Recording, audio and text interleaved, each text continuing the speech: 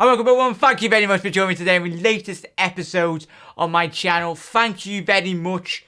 I cannot say before I start, 1.5k subscribers. Thank you so much, everyone. It really does mean a hell of a lot. Every single one of my subs means so much to me and so much to Liverpool Football Club. I love nothing better than getting up in the morning, doing me videos, doing it for you, bringing you all the latest and breaking Liverpool news. And we can all, and I love doing mainly the post-match and pre-match videos as well, just to share the passion from all the comments I get on all the videos. I can really feel, obviously, the huge passion in which every single one of my subscribers have, and I love nothing better than to talk to yous, really. Well, thank you very much. It's better than I expected. I just created my channel just to see if anyone watches my videos, but I made up people take the time out, and thank you very much everyone. But today's episode, as you can see from the title, I've got a bit of news on Ojo, and mainly it's going to be the Hoffenheim reaction. I'm going to be putting all your comments in the video, and like we can just talk a little bit more. And obviously there's very big news on Virgil van Dijk as well. I'll talk about Ojo first, and then I'll lead into the obviously Virgil van Dijk news. Obviously, Sheyi Ojo was obviously being linked with Newcastle and a host of other clubs around the Championship and the Premier League this summer. But he has officially moved to Fulham. So there's the tweet there. So all the best, Sheyi. I would have liked to have seen him, but let me know your thoughts. Is this a very good move for Sheyi Ojo? Obviously going to the Championship, but obviously with their left back, the young lad Sessegnon, that he could form a very lethal partnership down that left-hand side. Both the Englishmen anyway, but I'm very much happy to see him go out on loan. It's important for him to actually get first-team football for his development and overall game time. I think Jurgen's probably spoke to him. It was like, whether is he going to Newcastle, is he going to some other club in the Premier League? But he's officially gone to Fulham. But Sheyi, hope you have a cracking season, and hopefully you come back next year and absolutely, truly, and he's developed his game. That's what we want, sending him out. So all the best, Sheyi, and I'm really excited. Let me know your thoughts on Sheyi actually moving there. But literally to move on to the next story, really. Liverpool target Virgil van Dijk not for sale. This is coming from the Liverpool Echo. Insists Southampton chairman Ralph Krueger. Why is it another Ralph? Obviously, they must like the name Ralph. Obviously, Ralph Ragnick, obviously at RB Leipzig. But the same chairman talks a bit, and I'll tell you his quotes now. Obviously, talks in the Echo. Southampton chairman Ralph has effectively ended Liverpool's hopes of signing Virgil van Dijk during this current window. He's quoted as saying, Virgil van Dijk is not for sale, as keeping the centre-back is the statement we need to make. Obviously, earlier this week, business chairman Zhang bought an 80% share in the stakes, who were determined to remain their top targets and keep their best talent at their football club. I did think, Joe, when they got taken over, I spoke to you and we all had to talk in the comment section. It's very much you don't buy into something, obviously in the live stream, and the indications on he's bought an 80% share into the club, so he would have bought that share with the acknowledgement on obviously the current percentage of people at the club. They would have said to him, right, we won't sell, and he's buy the whole big chunk into the club. So, and he goes on to more, but let me know your thoughts on this. It's really, we need Virgil van Dijk, but it's very later on in the going to the story. You'll find out. He goes on to say, Virgil is not for sale in this window, and it's not personal. Krueger said, it's not about him, it's about an overall much bigger picture. A change of course for Southampton. The first summer I was here, 5 players went out, 6 went in, not counting academy. Second summer, 3 went out, 7 came in, and the third summer 5 went out, 5 come in. Not it is 1 and 2 in. Now it is 1 and 2 in. And this is how we want to become. We want to be mature. We want to be a team that can profit from synergies and create a much more attractive football. Play a lot more attractive football and better product for the fans and give us a chance to get into Europe. That's one player in a whole squad, equivalent of 25, and it is visible one. But for us, it's a particular one, and it's an important piece in this jigsaw and us moving forward. There's a lot more in this interview, so after you've watched this, I highly recommend going and checking them out. Obviously, Ralph, it's frustrating, so very much from a lot more. He goes into more in detail, but from what he said, one in a 25-man squad, but he signalled out, obviously, he knows who everyone's talking about, but it'd be a huge blow for Liverpool Football Club if we don't get him in. But let me know your thoughts on this. Check out the article down below, obviously coming from the Liverpool Echo. Ralph, it sounds like Southampton are trying to change their style in which people look at their club and basically being a feeder club. But it's a frustrating time, but there's more defenders out there, everyone. Not maybe as the quality. I want to know your thoughts.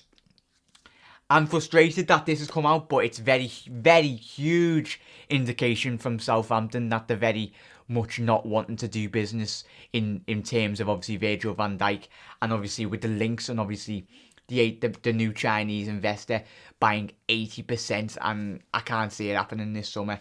He's talked about it not happening this summer, so it's frustrating. It's annoying from us fans because we see Virgil van Dijk's quality and he could be very much a huge pivotal part. But let me know your thoughts on that story. Check it out after this video. A lot more in-depth interview with obviously the chairman. But literally, final conclude really. Right, as soon as we're all talking, it was all about the Trent show. Literally, all of you when I was commenting in the comment section below in my last video, what a young lad, what a prospect we've got in, obviously, Trent Alexander-Arnold. What a name as well. But Scouse lad, I'm made up lad. What? As soon as he stepped up for that, let me know your thoughts on that. Obviously, I'm showing all your comments there, so I'm getting all your comments in. I love the interaction, but what were your thoughts on the match? Oh, I was just so happy. Obviously, it was frustrating, obviously, conceding that goal. It was... Trent's got his arm up there waving, but obviously Lovren was the deeper of the back line. The back line didn't play very well, but very important. 2 away goals.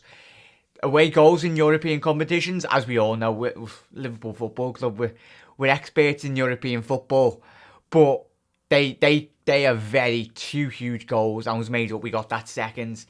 It was better than we expected. Let me know your thoughts. It was far better than I expected. I would have happily took a 1-1 or even a 1-0, but getting that second goal, yeah, it was frustrating. We conceded the goal, but bringing that 2-1 advantage to Anfield, and we will progress, hopefully touch wood there. But yeah, hopefully we do progress. And obviously I want to shout out, obviously it didn't me up. Yeah, Simon Mignolet, I really want to shout him out. Obviously he's progressing, he's getting better and better and better, but for me, from that match, he made both it was like 3 or 4 integral, important saves. And you're like, what a save, Simon. Obviously, Bobby had that chance in the first half. I think it was the first half. Where he got cut back. But I think it might have been second. But that you all know that chance where he should have chipped it over the goalie. But I'm buzzing. I'm made up. Obviously, Trent is the main man. And obviously, Millie, I want to talk about. Obviously, mentioned him on the little post-match last night. But his impact on that game was absolutely amazing. And obviously, a couple of us talked in the comment section. But I hope, obviously, we see a lot more in Milner in central midfield. Because going forward, we seen from his energy in that first half, you're like, the midfield weren't obviously moving into space, allowing options. The defence was getting the ball, and it's like, oh, who do you pass to? But Henderson was really frustrating. Yeah, he's our captain. Yeah, he's been out for a long time with an injury. But hopefully he can pick his game up and really deliver. Absolutely, I want him to deliver this season.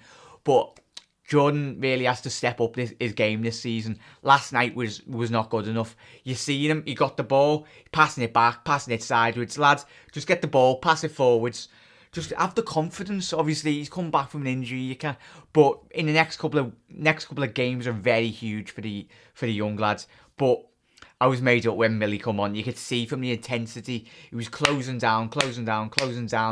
It really, the space in which he was moving into, he was moving into spaces and he was allowing the forward men.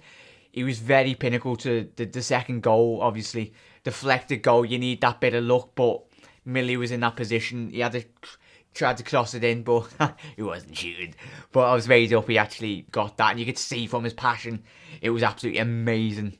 But obviously, let me know. Obviously, we talked about Sadio Mane. He was such a threat, wasn't he? Obviously, him and Salah are going to be huge in European games this season. And even at Anfield, obviously, in the second leg. I tell you what, those two, but mainly Sadio Mane, he is, especially in Europe, if teams would have looked at that last night and been like, uh-oh. But you were literally dragging him down, weren't you? Trying to drag his shirt off like that. It's like, get off him, lad. Get off him. Well, in Sadio Mane, the absolute legend. And Salah, people were commenting, like, he needs 5 or 6 chances to even score 1 goal.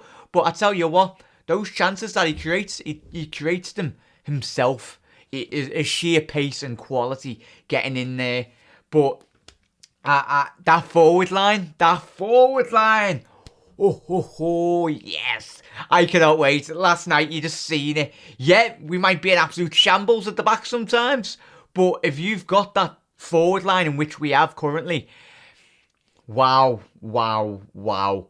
But mainly in European football, teams, if they open up, and we've seen with obviously the first, when Salah got in, and you're like, oh, just really. But credit to, obviously, Bobby, just Hoffenheim were playing such a high line, and it only takes that one ball, doesn't it, just to get in, and you're like, go on, Salah, go on, and he's like, oh. But I'm buzzing, and I cannot wait for the second leg, really, everyone.